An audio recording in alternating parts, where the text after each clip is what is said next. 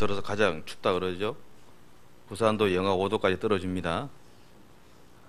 제가 처음에 부산 왔을 때 부산은 절대로 영하까지 안 떨어진다 그래요. 제가 오고 나서 영하로 계속 떨어지네요. 그죠?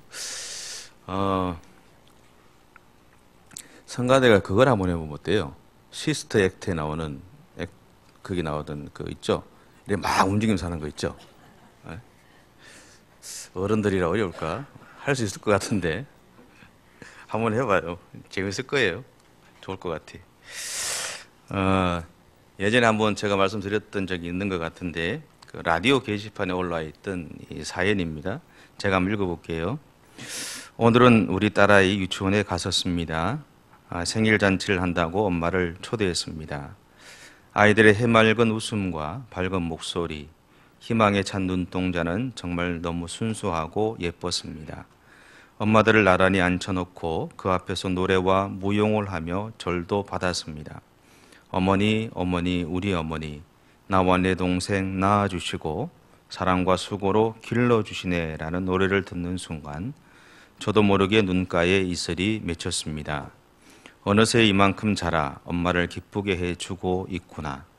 자식을 기르시며 느끼는 엄마의 마음, 이제 조금은 알 것 같습니다. 저희 어머니께서도 저를 기르시며 같은 마음이셨겠죠. 사랑하는 우리 딸, 지금처럼만 맑고 깨끗하게 건강하게 잘 자랐으면 좋겠다. 한 번씩 경험해 보셨죠? 그죠? 미국 대통령이었던 그 링컨의 아버지는 이제 토마스라는 목수였습니다. 그는 가난했지만 성실했고 건강한 이제 그 당시에 켄터키라는 주의 개척자이기도 했죠. 반면에 그의 어머니 낸시는 당시 명망이 있는 귀족 집안의 조카딸이었다 그럽니다. 그러면서 좀 지혜로운 여인이었다 그래요. 그러니까 링컨이라는 사람은 이런 부모 밑에서 둘째 아들로 태어나서 자랐다고 그럽니다.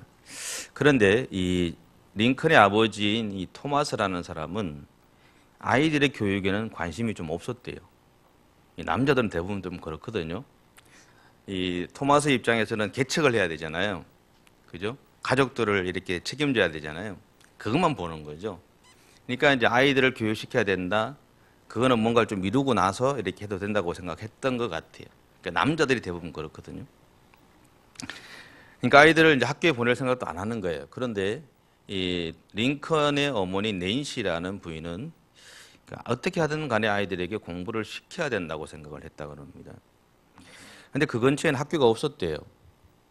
근데 찾아보니까 한 14km 정도 떨어진 곳에 겨우 이제 읽고 쓰는 것만 이제 가르치는 곳이 있다는 이야기를 듣게 된 겁니다. 그때부터 자기 남편을 설득해서 이 아이들을 이제 링컨하고 그 누나인 사라를 그곳에다가 이제 보내기 시작을 한 겁니다. 그러면서 이 낸시라는 여인은 저녁 식사를 한 다음에 그 어린 두 자녀들을 늘 자기 무릎 위에 올려놓고 성경이 하나 있었다 그래요. 그래서 성경은 늘 읽어줬답니다. 그런데 왜 그렇게 했냐면 그녀에게 있어서 그 시간 아이들을 무릎에 앉혀놓고 성경을 읽어주는 것이 자기가 아이들에게 해줄 수 있는 최고의 교육이라고 생각했기 때문이라는 거예요. 여러분, 이 링컨의 어머니의 이야기를 들어보면 꼭 우리네 엄마들 모습들 같지 않으세요? 그 엄마의 마음이라는 제목으로 써여져 있는 한 편의 글이 있습니다. 그러니까 일상에서 일어나는 이야기가 있는데요. 제가 한번 읽어볼게요. 딸, 오늘 퇴근하고 약속 있어? 아니, 왜? 딸이 보고 싶어서 그러지. 퇴근하고 집으로 와. 응, 좀 이따 갈게. 그러니까 딸이 집에 이제 도착을 했어요. 도착하니까 집안에 반찬 냄새가 가득하더랍니다. 대충 아시겠죠? 그죠? 그러니까 엄마 뭐 해? 그러니까 딸 주려고 반찬 만들지. 엄마가 최고야. 그러니까 이런 일상들을 생각해 보면 사실은 우리 이 입가에 미소가 살짝 띄죠. 근데 딸하고는 되는데 아들하고는 안 되는 것 같아요. 딸하고는 되는데 아들하고는 안 되는 것 같아요. 여러분, 세상 모든 엄마들의 마음을 한마디로 표현하면 표현한다고 하면 무엇일까 싶어요. 그것은 아마도 이 자신의 자녀들이 잘 되는 것이 아닐까요?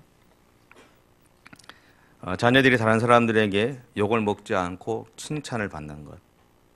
그래서 세상 안에서 그러니까 인정함을 받는 것이 그러니까 세상의 모든 엄마들이 가지고 있는 마음, 또 아버지들이 가지고 있는 마음이기도 할 겁니다. 그래서 돌예배 때 항상 이 돌예배를 드릴 때 항상 이렇게 사용하는 말씀은 누가복음 2장 40절과 52절 두 절 말씀이죠. 그 내용을 보면 이렇습니다. 아이가 자라며 강하여지고 지혜가 충만하며 하나님의 은혜가 그의 위에 있더라. 예수는 지혜와 키가 자라가며 하나님과 사람에게 더욱 사랑스러워 가시더라. 사실 이 말씀 속에 우리의 엄마들, 우리의 부모님들이 가지고 있는 그 마음들이 사실은 다 포함되어 있죠. 우리 아이들에 대한 마음들, 자녀들에 대한 마음들 다 포함되어 있죠. 예전에 부모님들에게 자신의 자녀들이 앞으로 무엇을 했으면 좋을까라고 물어보면 대부분 나오는 것이 있었어요. 이게 뭐냐 하면 의사, 변호사, 정치인 뭐 그런 일이 좀 나왔어요. 근데 이제 왜냐하면 이 정도의 사람이 되면 세상에서 소위 성공했다고 할 수 있기 때문에 그렇죠. 그 말 속에는 사실은 우리 아이들이 세상에서 성공했으면 좋겠다라는 겁니다. 그러니까 세상에서 누구도 없이 여기지 않을 만큼 그런 삶을 살아가는 아이들이 되었으면 좋겠다라는 소망이 그 가운데 있기 때문에 그렇습니다. 여러분은 여러분의 자녀들에게 그런 마음 안 가지셨나요? 네? 저는 가집니다. 세상에 그 누구도 없이 여기지 않는, 이걸 할 수 없는 그런 아이들이 됐으면 좋겠어요. 그렇다고 해서 교만한 게 아니라 그 자리에서 어려운 사람들을 많이 도와줄 수 있는, 자기들이 할 수 있는 최선을 다해서 말씀대로 그 말씀을 실천하면서 그 삶들을 나누어 줄 수 있는 그런 아이들이 되었으면 좋겠어요. 요즘은 조금 달라졌죠. 물론 일부이기는 하지만 아이들이 자신들이 가지고 있는 이 개성을 발휘해서 자신이 하고 싶은 인생을 살았으면 하는 바람들도 오늘날 엄마들은 가지고 있습니다. 그 대신 우리네 엄마를 보면 죄송합니다. 여기는 아버지들도 많은데 엄마라고 하는 그냥 엄마라는 말 속에 그러니까 아빠 엄마가 다 포함되어 있다고 생각하고 들어주시면 좋겠어요. 말씀을 준비하다가 저는 그 생각이 들더라고요. 아버지의 마음과 어머니의 마음이 다를까? 물론 표현되고 하는 것은 있겠지만 결국은 같은 것이 아닐까라는 생각이 들어서 그렇습니다. 그래서 여러분들이 들을 때는 제가 엄마라고 자꾸 표현하겠지만 여러분이 들을 때는 엄마 아빠를 같이 두고 들어주시면 좋겠어요. 우리네 엄마를 보면 자녀들의 장래에 대한 생각만큼은 예전과 요즘의 차이가 조금 있기는 합니다. 그러나 동일한 것은 자신의 자녀들을 그렇게 만들기 위해서 본인들은 말로 표현할 수 없는 수고를 감당해 가는데 그것을 기쁨으로 감당해 간다는 거죠. 요즘 장안에 화제가 되고 있는 드라마가 하나 있죠. 아시나요? 응팔이라고 그러죠. 응팔. 응답하라 1988. 제가 88 꿈나무였습니다. 대학 들어갈 때. 그 시대의 일들은 저는 훤하게 알고 있는 거예요. 여러분도 아마 마찬가지이실 거고. 거기 보면서 마지막에 그 아버지가 그 한일은행이라는 데서 이제 덕선인인가 뭐 있잖아요. 한일은행에서 마지막에 그 뭐죠? 명예퇴직을 하잖아요. 명예퇴직을 하면서 하기 전에 부인이 하는 말이 당신 절대로 사표내면 안 된다고. 그 전에 한번 한참 고민을 하다가 내가 명예퇴직할까? 절대로 하면 안 된다고. 그 이야기를 하죠. 그리고 나서 그날따라 남편이 안 들어오니까 나가보니까 남편이 멍하게 앉아있죠. 앉아있는데 나 오늘 명예퇴직했다. 그렇게 얘기하죠. 미안하다. 그때 이제 아내가 눈물을 뚝뚝 흘리면서 하는 말이 괜찮다 그러죠. 그죠? 우리네 부모님들, 우리네 엄마들의 삶이 그랬던 것 같아요. 그러면서 자녀들을 키워왔던 것 같아요. 다시 말하면 우리의 부모들은 자녀들을 위해서 자신의 청춘도 즐거움도 생명도 기꺼이 포기하면서 살아왔다는 거죠. 근데 사실 오늘 저 같은 사람들, 저 밑에 있는 분들은 그렇진 않죠. 저보다 어린 사람들은 안 그렇습니다. 우리 솔직할 건 솔직히 해야 돼요. 왜냐하면 우리는 우리의 인생도 있거든요. 옛날에 우리의 부모들은요, 내 자식한테 하나를 더 주기 위해서 본인들이 하고 싶은 걸 다 끊어버렸어요. 다 포기하고 살았어요. 근데 우리는 안 그래요. 그건 저도 그렇지만 저보다 나이가 어린 분들은 안 그렇죠. 내가 할 것은 내가 합니다. 챙기죠. 내 즐길 것은 즐기죠. 저한테 반론을 제기하실 분 있을까요? 제가 봤을 때 없을 것 같아요. 다 그런 것 같아요. 여러분, 그런 분들이 오늘 이 자리에 있는 여러분들이기도 하죠. 물론 우리들 안에도 정도의 차이는 있겠지만 그렇죠. 여러분, 예수 믿는 엄마들에게 자신의 자녀들의 장래에 대해서 물어보면 예전에는 목사가 되었으면 좋겠다는 이야기가 많았고요. 또 아들이면 장로가 되었으면 좋겠고 딸이면 최소한 권사가 되었으면 좋겠다라는 그런 바람들을 많이 이야기했습니다. 왜냐하면 자신의 자녀들이 장로나 권사 정도가 되면, 권사가 되면 그래도 교회에서 인정을 받는다고 생각했어요. 그리고 또 다르게 보면 그것은 하나님 앞에서 그들의 믿음에 대해서 인정받고 있다는 것을 의미하기도 했기 때문에 그렇습니다. 그래서 덧붙여서 여러 교회를 거쳐오면서 들었던 이야기, 동일하게 들었던 이야기 중에 하나가 뭐냐면 본인들도 은퇴하기 전에 장로나 권사로 세워졌으면 좋겠다라는 마음을 이야기하시는 분들이 참 많더라는 거예요. 근데 제가 왜 그러시냐고 묻기도 전에 그분들이 했던 이야기가 있어요. 그건 뭐냐면 내가 평생 동안 예수 믿었는데 내가 장로나 권사가 안 되고 서리집사로 은퇴하면 내 자녀들이 내가 제대로 예수 믿지 않았다고 생각하지 않겠냐. 그리고 또 다르게 보면 어쩌면 저 아이들이 앞으로 인생을 살아갈 때 그것이 저 아이들의 인생에 방해가 되지 않을까?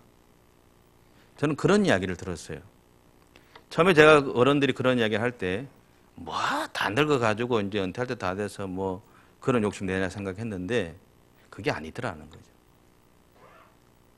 그 이야기 속에도 결국은 자기의 어떤 욕심이 있는 게 아니라 혹시 교회 안에서 신앙의 삶들 속에서조차도 자녀들이 우선이더라라는 겁니다.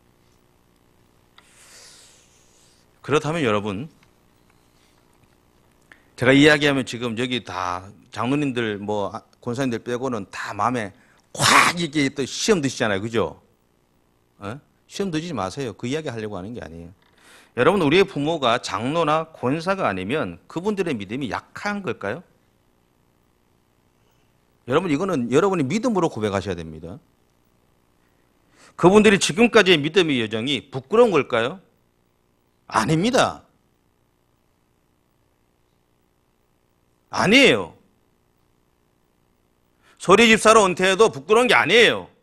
믿음의 삶을 잘못 산 게 아닙니다. 직분을 없어도 믿음의 삶을 잘못 산 게 아니에요. 남들이 어떻게 보든 간에 그거는 그 사람이 생각하고 있는 판단이지 그거는 그 사람의 생각이잖아요. 하나님 앞에서 우리 한번 내기해 볼까요? 하나님 앞에서 저 같은 목사가 나은지 여러분 같이 서리집사님이 나은지 내기해 볼까요? 분명한 것은 저 같은 사람은요, 천국 가면 마당에를 설고 있어요. 여러분들은 거기 저 잔치집에 가가지고 맛있는 거나 먹고 있어요. 그러면서 목사님 와서 한번 먹을래요? 이렇게 약 올린단 말이에요. 여러분의 신앙의 모습이 틀린 게 아니란 이야기예요.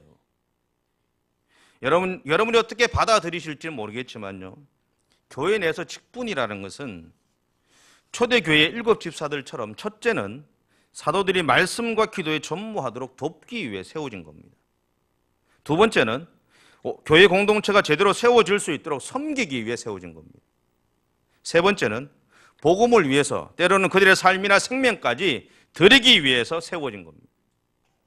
다시 말하면 직분자들이 제대로 하나님 앞에 서지 못한다면 더 하나님의 책망을 피할 수 없다는 얘기.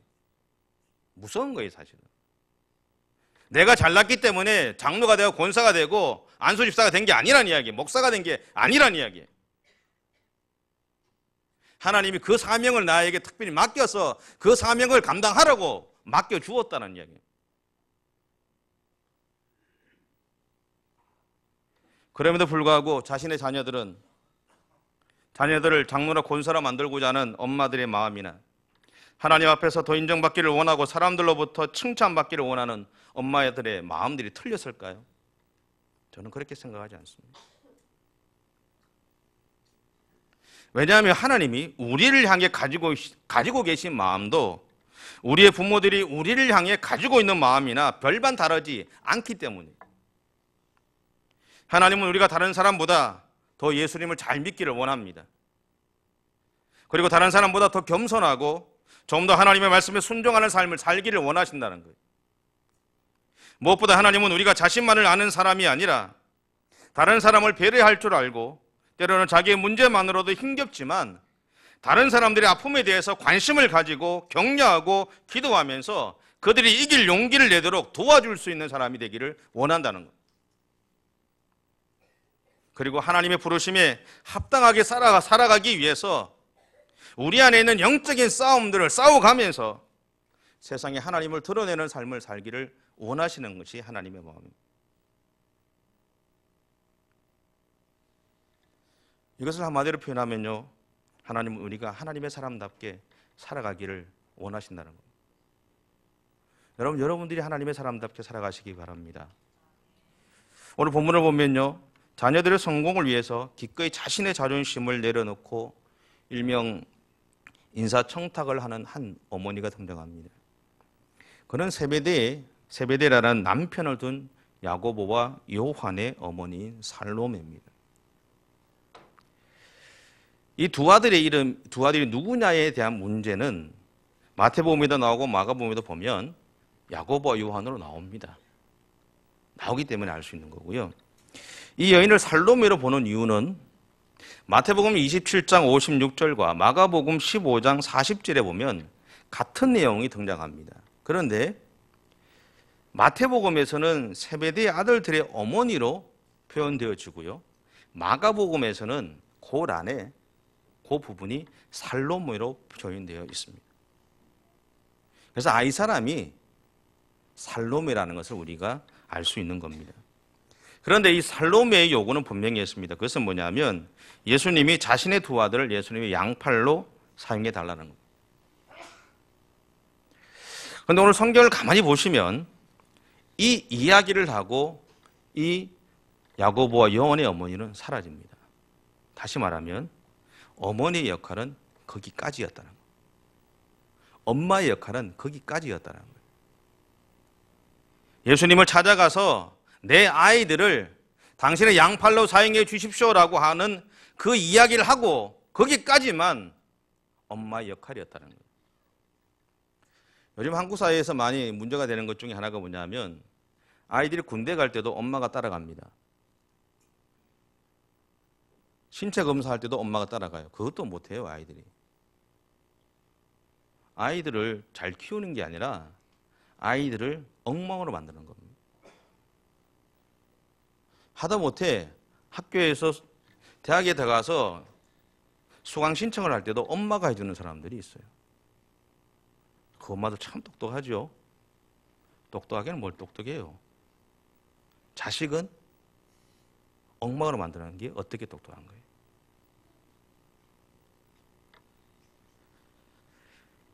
여러분, 말을 물로 데리고 갈 수는 있지만 물을 마시고 안 마시고는 말이 결정하는 겁니다. 어머니가 자녀들을 위해서 예수님에게 부탁을 할 수는 있지만 그것을 얻고 말고는 이제부터 그 아들들에게 달려있는 문제라는 겁니다.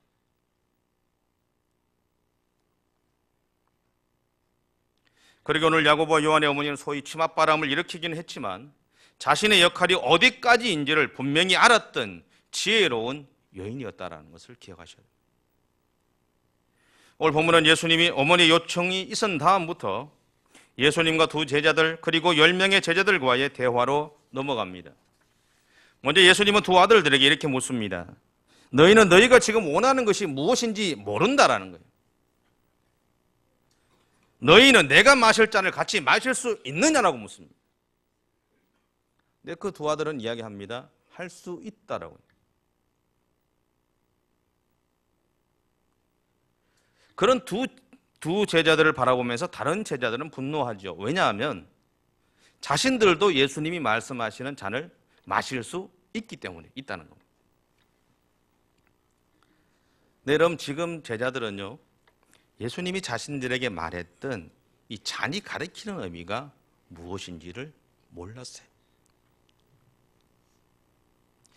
만약 알았다면 어떻게 대답했을까요? 우리는 다른 사람보다 나은 삶을 바라지, 내가 다른 사람을 위해서 죽기를 바라지는 않습니다. 내가 다른 사람보다 나으면 나았지 손해보고 싶은 사람은 아무도 없을 겁니다. 여러분, 우리는 예수 믿지만 여러분도 손해보고 싶으세요? 제가 앞에서 손해봐야 된다고 이야기하지만 손해보고 싶으시냐고요?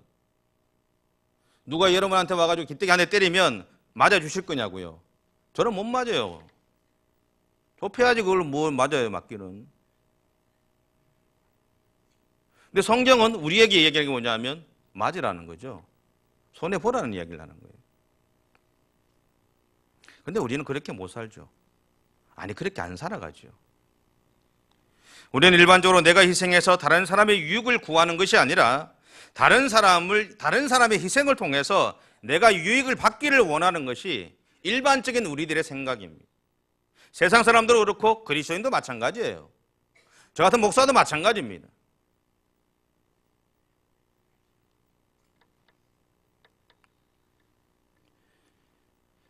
오늘 본문에서 세베대의 두 아들의 엄마가 예수님에게 부탁한 것은요, 그들을 예수님의 사람으로 만들어 달라는 겁니다. 그런데 문제는 그 엄마가 이것의 의미를 몰랐다라는 거예요. 제자들만 몰랐는 게 아니라 그 엄마도 몰랐다는 거죠. 그 엄마가 생각했던 것은 뭐냐면 예수님이 다시 나중에 왕이 되면 자기 아들 야고보와 요한을 하나씩 영의정, 우의정 이렇게 세워달라는 이야기잖아요. 그래서 권세를 누리게 해달라는 이야기 아니에요.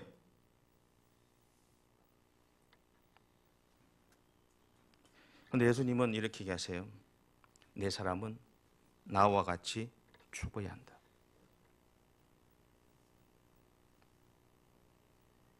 내 사람은 나와 같이 죽어야 한다. 다시 말하면 지금 제자들은요, 예수님과 같이 고난을 받는 제자가 될 것인가, 아니면 세상적인 성공을 위해 예수님을 던띠볼 것인가, 그 사이의 기로에 서 있다는 얘기예요. 여러분, 예수님과 같이 고난을 받으시겠습니까? 아니면 여러분은 예수님을 덧입고 세상에서 성공하고 싶으십니까? 여러분, 예수님의 생각은 분명합니다. 누가 크냐 작으냐의 문제로 제자들의 삶은 분주했습니다. 그리고 세상도 분주하게 돌아가죠. 그러나 예수님에게 있어서 중요한 것은 그 제자들이 자신처럼 그들의 생명을 세상을 살리는 일에 사용하기를 원하신다는 겁니다. 오늘 그리스도인이라고 하는 우리들에게 예수님이 원하시는 것도 동일하다는 겁니다. 여러분의 삶을 통해서 세상에 죽어가는 사람들을 살리기를 원하시는 것이 예수님의 마음이라는 거예요. 그것을 위해서 예수님이 나를 위해서 그분의 생명을 주셨다는 얘기예요.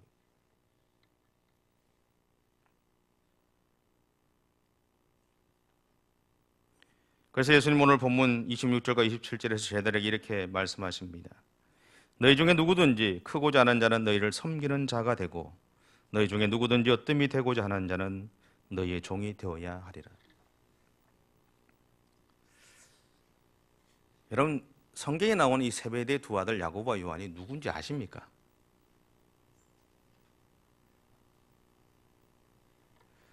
헤로드 왕에 의해서 사도 중에 제일 먼저 목이 베어서 죽은 사람이 야고보입니다. 사도행전 12장에 등장하죠. 성경에 나오는 이 야고보라는 이 세베대 두 아들이라는 사람이 그 사람들이에요. 그러니까 자기 엄마가 예수님에게 이 두 알을 맡기시고 예수님이 너희가 내가 마실 잔을 마실 수 있느냐라고 했을 때 내가 마시겠다고 했던 그대로 그들의 삶 가운데 그 일이 이루어졌다는 것을 기억하셔야 돼요. 요한은요, 수많은 고난을 겪죠. 수많은 고난을 겪으면서 그 고난 속에서 요한복음을 짓고 사도행전을 짓고 요한계시록을 지으면서 마지막 하나님의 불리는 받는 그 순간까지 교회를 세우고 사람들을 말씀으로 양육하면서 살아갔던 사람이 요한입니다.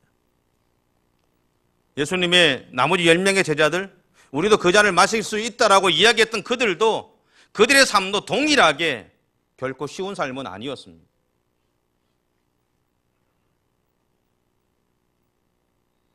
여러분, 우리는 어쩌면 예수님을 닮아간다고, 예수님을 따라간다고 쉽게 말하는지 모르겠습니다.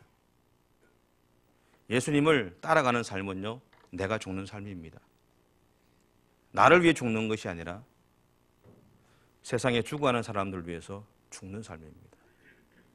그것 때문에 우리는 고난을 받기도 하고요, 어려움을 겪기도 합니다. 때로는 손해를 보기도 합니다. 그런데 여러분, 그 길을 예수님이 우리에게 가라고 요청하신다는 겁니다. 야고보와 요한의 엄마는 자기 아들들이 장래 잘 되기를 원했습니다. 비록 그들이 자기들의 생명을 잃기는 했지만 잘 됐죠. 그렇지 않으세요? 잘 됐잖아요. 세상 많은 사람들이 야고보와 요한 이름을 올립니다. 예수님의 12 제자들의 이름들을 기억합니다. 그리고 그분들처럼 우리도 삶을 살아가겠다고 이야기합니다. 천국에 올라가면 이미 그분들은 자신들이 하나님이 그들에게 준비하셨던 놀라운 자리들을 차지하고 오늘 천국에 가는 수많은 사람들을 환영하고 있을 겁니다.